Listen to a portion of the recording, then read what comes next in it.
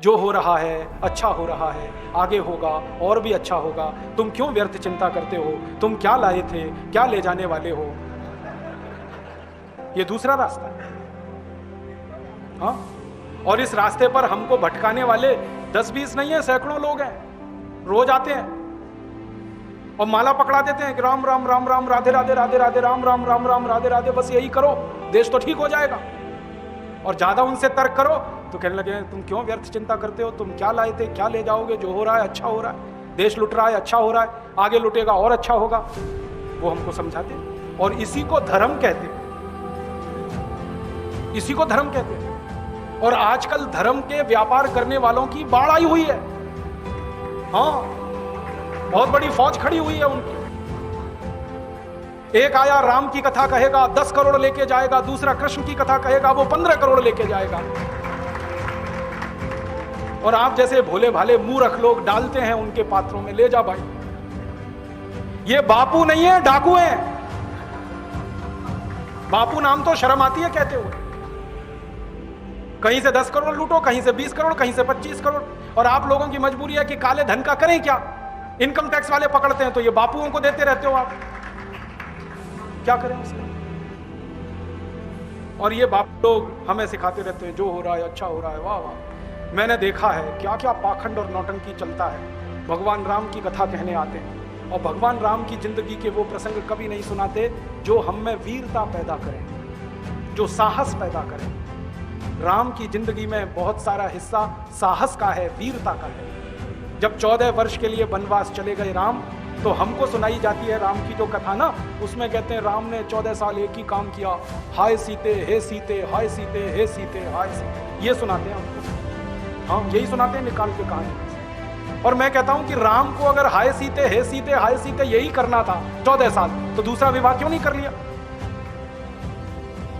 सैकड़ों राजा तैयार थे अपनी राजकुमारियों को राम को देने के लिए, वो तो कर लेते दूसरा विवाह।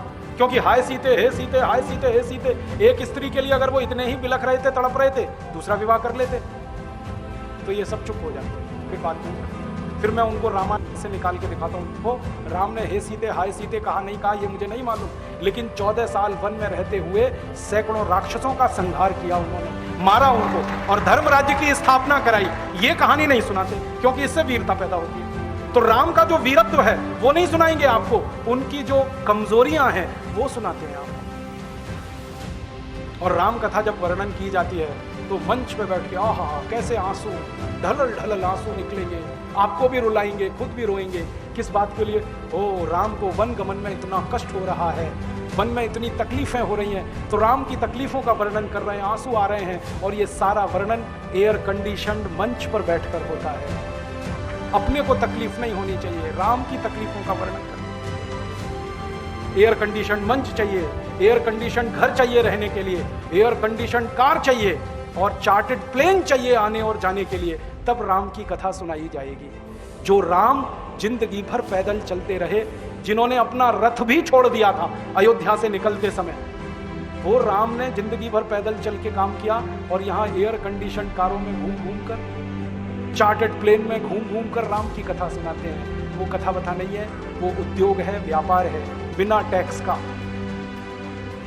और मुझे बहुत शर्म है ये कहते हुए, समय आने पर प्रमाण से बात करूंगा कि राम कथा कहने वाले ब्लैक मनी को व्हाइट मनी करने के काम में लगे हुए एजेंट हैं और इससे ज्यादा कुछ नहीं। और मुझे इससे भी बड़ी शर्म आती है कहते हुए कि आप जो उनको दे रहे हैं दान के रूप में, वो पैसा ब्याज पर उठा रहे हैं वो दूसरे लोगों को, और आपके दिए हुए पैसे से धंधा बना रहे हैं अपना।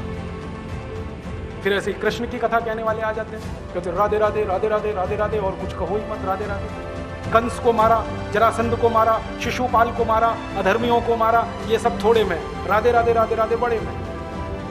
हाँ, क्योंकि आपको कायर बनाना है ना, निर्वीर्य बनाना है, नपुंसक बनाना है, तो वीरता की कहानी क्यों सुनानी है? तो चुन चुन कर ऐसी कहानियां सुनाते हैं। और मैं आपको बहुत गंभीर बात कह रहा हूं कि ये सारे हमारे देश में जो पाखंडी लोग हैं ना, राम और कृष्ण की कथा कहने वाले, ये सरकारों के साथ मिले हुए हैं, क्योंकि सरकारों ने इनको एक कान में मंत्र फूंका है, तुम लोगों का ध्यान इस तरफ भटकाते रहो ताकि कोई महंगाई के खिलाफ न लड़े, गरीबी के खिलाफ न लड़े, बेरोजगारी के खिलाफ न लड़े, अत्याचार के खिलाफ न लड़े, वो डूबा रहे राधे राधे राधे राधे, राम राम राम राम, बस इसी में। और समझाते रहो, तुम क्या लाए थे, तुम क्या ले जाओगे, क्यों व्यर्थ चिंता करते हो, जो हो रहा है अच्छा हो रहा है, आगे होगा और भी अच्छा होगा।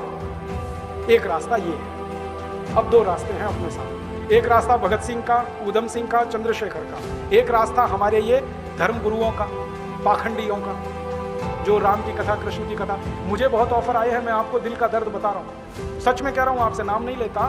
मुझे ऑफर आए कि तुम कहाँ बेकार भटक रहे हो, मेरे साथ आ जाओ। मैंने कहा बापूजी क्या होगा उसमें? कहने लगे जितना मिलता है वो डबल हो जाएगा।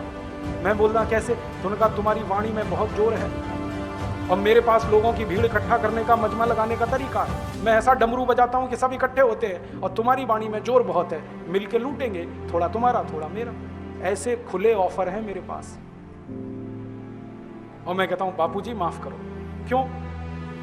कहते तुम्हें पैसे नहीं चाहिए? मैंने कहा पैसे ही चाहिए होते तो बहुत रास्ते हैं मेरे पास, यही एक बचा। पैसे ही कमाने हैं तो बहुत रास्ते हैं, ये एक रास्ता थोड़ी है। बहुत तरीके हैं, पैसे कमा लूं, घर बना लूं, बीवी बच्चे ले आऊं, करोड़पति हो जाऊं, 10 करोड़पति हो जाऊं, 100 करोड़पति हो जाऊं, बहुत आसान काम है ये तो। थोड़ी चालाकी हो तो सैकड़ों करोड़ बनाना बिल्कुल मुश्किल नहीं है इस देश में। फिर अंत में तो वही होगा ना, सैकड़ों करोड़ हो गए, एक दिन डायबिटीज होगी, एक दिन अर्थराइटिस होगा, एक दिन हार्ट अटैक आएगा, मैं मरने ही वाला हूं। तो मरना तो है ही, वहां भी शायद जल्दी मरूं, क्योंकि जब शरीर में तामस वृत्ति आती है ना तो जल्दी मरता है आदमी। जब तक सात्विक रहता है तब तक थोड़ा दम रहता है, तो तामस वृत्ति आएगी, मरना मुझे वहां भी है। तो क्यों ना इस रास्ते पे चल के मरूं जहां सात्विक वृत्ति भी है, मरना है ये तो पक्का ही है, जिंदा तो कोई रहेगा नहीं। तो भगत सिंह का रास्ता क्या बुरा, ऊधम सिंह का रास्ता क्या बुरा, चंद्रशेखर का रास्ता क्या बुरा? कुछ करके मरो ना। मरेंगे ये सब भी, साधु संत पाखंडी, राम की कथा सुनाते सुनाते हार्ट अटैक आएगा, मरेंगे वो भी। डायबिटीज सबको हो रखी है, मैंने देखा है नजदीक से जाके, सब इंसुलिन लगाते हैं, खाते हैं गोलियां, अपनी डायबिटीज नहीं मिटा पाते, दूसरों को उपदेश देते फिरते। ब्लड प्रेशर सबको बढ़ा हुआ है, क्योंकि ये जो काला धन है ना, इसका हिसाब किताब करने में बीपी ही बढ़ने वाला है।